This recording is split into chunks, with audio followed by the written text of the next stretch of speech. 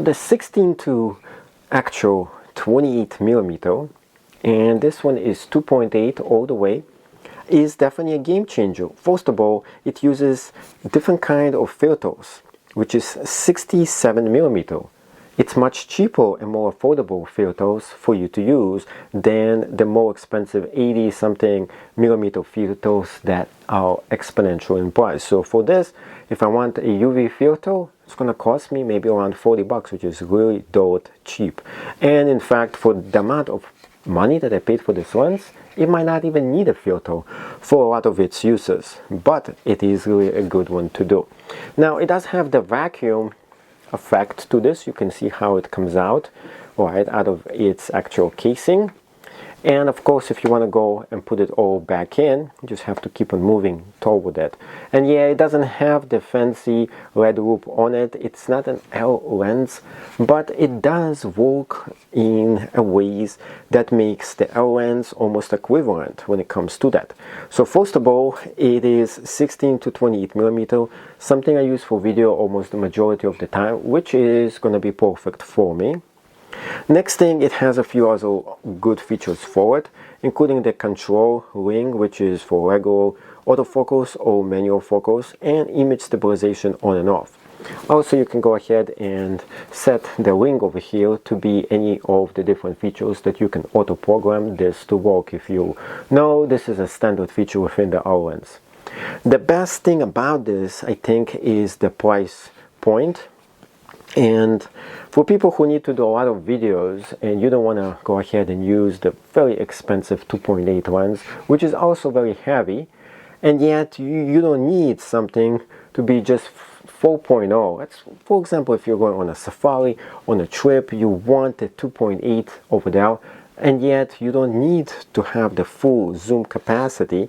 This one is good for you to throw right inside for a fraction of the cost and for almost the same performance. You're getting the lens you need, yet you're not going to really care that if something really happens to it, you're going to lose a huge amount of money, because for the price you can actually buy two of those versus just one that is the more expensive one, more heavy and harder for you to use.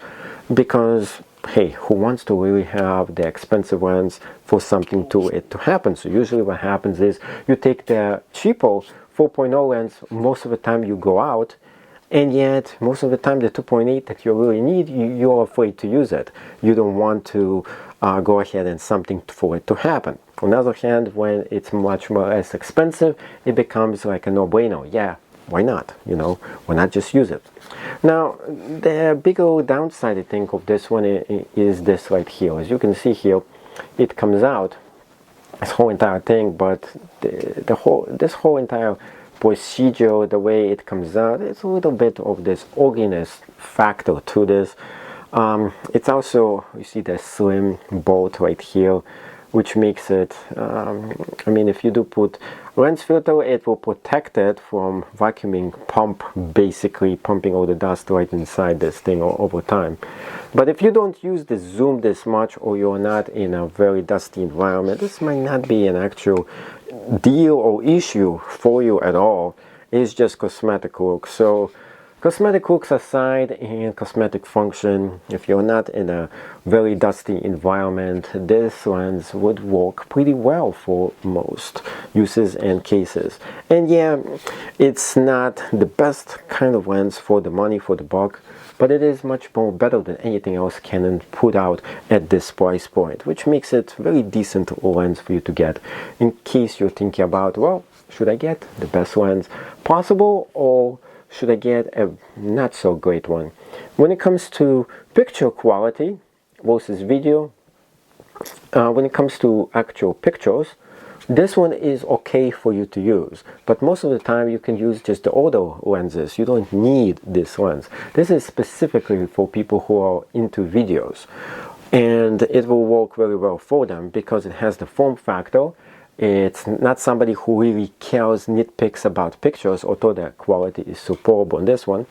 It's also really putting it in this category where most people who probably use it are thinking, I need a silent thing for me to use, that's not going to make noise as I'm filming, and because of it I have no other real option to use right now in the Canon lineup except very expensive 2.8 edition of this kind of lens. So this one is the fraction of the cost. You're saving some money, it's much more slimmer, and also pretty good as well for what it does.